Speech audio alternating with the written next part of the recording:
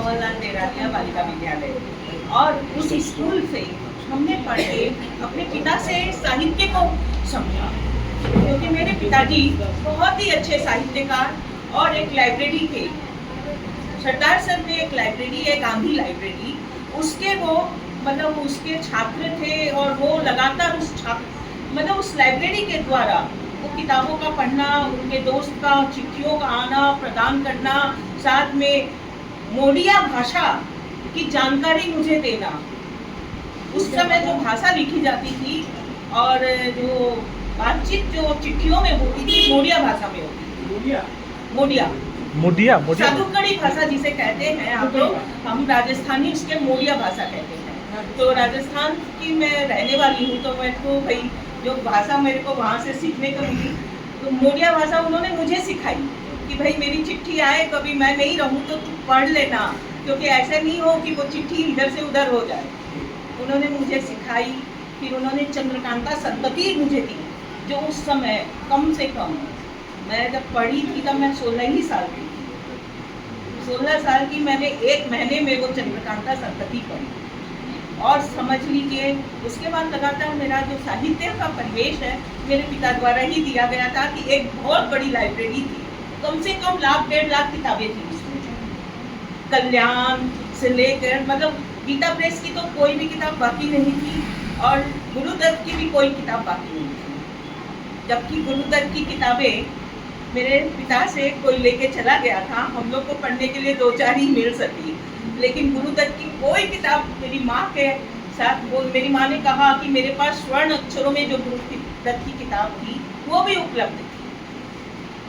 और लास्ट तक हमारे पास जो किताबें थी, अभी तो मुझे नहीं मालूम है मेरे भाई लोग क्या रख रखे हैं क्या नहीं रख रखे, लेकिन मैंने अपनी लाइब्रेरी शादी के बाद बनाने की कोशिश की। कई सालों तक तो हमारे को पेपर पढ़ने भी नहीं मिलता था हमारे ससुराल में, और बाद में मैंने जब किताबें संग्रह करने की सोची तो मैंने 1,00,000-2 लाख की किताबें संग्रह की, और फिर मैंने अपना सरिता मुक्ता पढ़ रही थी, लेकिन ये किताबें नहीं मिल रही थी, इनको फिर मैंने पढ़ना आरम्भ किया, क्योंकि समय किसी के साथ रुकता नहीं है, समय अपनी आवाज़ गति से चलता है। तो मुझे ऐसा महसूस हुआ कि कलकत्ता है और साहित्यिक क्षेत्र है, और हम भी हिंदी पढ़े लिखे लोग हैं, तो हमें हिंदी के ऊपर थोड़ा ध्यान देना चाहिए।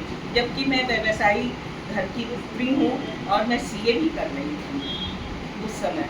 सीए करके मैं सोच रही थी कि मुझे व्यवसाय में जाना है, लेकिन भगवान को कुछ और मंजूर था, और मैं एमए हिंदी करके इधर पत्रकारिता में आई। और पत्रकारिता की दृष्टि से आपने जो कहा, मैं आपको एक ही चीज़ कहूँगी कि अभी जो लोग बोल रहे हैं नकारात्मक, वो जिस दिन सकारात्मक होगा तब उनको समझ में आएगा कि नकारात्मकता क्या होती थी। यहाँ लड़कियों की जो व्यवस्था थी सही में बहुत अच्छी थी। अगर 1-2 कांड हो जाए तो उसके लिए आप वो तो कहीं पर भी भक्षक तो कहीं भी आपको मिल सकते हैं, उसके लिए आप किसी को दोषी देना, किसी सरकार को दोषी देना तो नहीं हो सकता। कलकत्ता में पहले जब सीपीएम थी, हम अपने घरों से नहीं निकल पाते थे 6 बजे के बाद, कि लड़कियां घर से निकल गई, कोई भी सीपीएम वाला उठा के ले गया तो लड़कियों की इज्जत नहीं बचेगी। और सीपीएम के बाद ममता दीदी आई तो उन्होंने कम से कम इतना तो किया कि है ना, लड़कियां औरतें सब, मैं तो रात को 1-1 बजे घर पहुंची हूँ, मुझे कभी भी नहीं लगा कि मुझे कोई दिक्कत है। जबकि हम लोग 6 बजे के बाद घर के अंदर घुस जाते थे, पति के साथ भी होते थे तो बोलते थे गाड़ी से चलो, बस से नहीं जाना है। तो वो जो चीजें हैं वो तो अब नहीं है। और अब तो ये सरकार आने के बाद तो और भी मैं देख रही हूँ खुलापन है। आप चाहे कुछ भी बोलिए, भेड़िया तो हर जगह है, आपके घर में ही बैठा है, आपको मालूम ही नहीं चलेगा। स्त्रियों पे आप जब बोल रहे हो तो आपके घर में ही भेड़िए बैठे हैं, बाहर झांकने की जरूरत नहीं है। मैंने समाज को उस तरीके से देखा है कि समाज के जो भेड़िए हैं वो घर के अंदर ही बैठे हैं, घर के बाहर खोजने मत जाइए।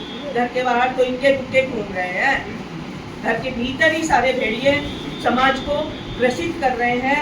न वो भाभी देखते हैं, न बहन देखते हैं, न साली देखते हैं, बस उन्हें स्त्री दिखती है, वो किसी भी रूप में। इसलिए कलकत्ता से कोलकाता जो इनका कहा है, वो हमने कुल्हड़ भी देखे हैं, यहाँ पर क्या बोलते हैं नमक का जो यहाँ पर जहाज उतरते थे वो भी देखे हैं, साथ में मिलें देखी हैं, मिलों से निकलते हुए कितने मजदूरों को देखा है। रोज रास्ते से, हमारे ही रास्ते से गुजरते थे, हम लोग उन मजदूरों के साथ अपनी स्कूल की टाइम, हमारी टाइम वही होती थी और उनकी भी टाइम वही होती थी। तो वो सारा परिवेश हमने इस कलकत्ता में देखा है। गिरीश कर्नाड से मिले, कईयों से मिलना हुआ, उसके बाद फुलबशर खरबंदा, और उनका नाम तो मैं भूल जा रही हूँ, अगासे जी, उनका तो मैंने इंटरव्यू लिया है बकायदा, मोहन अगासे जी का। तो इस तरह से मैंने बहुत सारे फिल्मी हस्तियों से मेरा मिलना हुआ। यहाँ पर जब फिल्म का वो जो फेस्टिवल लगता है उसमें फिल्मी हस्तियाँ आती रहती है, उनसे मिलना होता है। तो इस तरह से इस कलकत्ते को देखा जाए तो ये बड़ा ही सुंदर और सुहावना, और बंगालियों के दिलों में अगर हम बैठ पाए तो हमें बंगाली बन के जीना पड़ेगा, तो हम जरूर बैठेंगे। ऐसा नहीं है कि बंगाली हमें नहीं प्यार करते, बंगाली भी हमें बहुत प्यार करते हैं। ये लिटिल मैगजीन मिला जो जितेंद्र जी के द्वारा हम शुरू किया गया और मुझे भेजा गया, एकमात्र हिंदी भाषी मैं रहती थी, लेकिन उनका प्यार अभिभूत कर देता था। मुझे लगता ही नहीं था कि मैं अपने समाज के साथ हूँ, कि किस समाज के साथ हूँ। मुझे लगता था मैं अपने घर में बैठी हूँ। तो इससे ज़्यादा और मैं कलकत्ते के बारे में क्या कहूँ। और विनोद जी अभी बहुत हड़बड़ाए हुए हैं, इससे ज़्यादा विनोद जी मुझसे बोलेंगे कि आपने बहुत समय ले लिया। धन्यवाद। कलकत्ता से कोलकाता।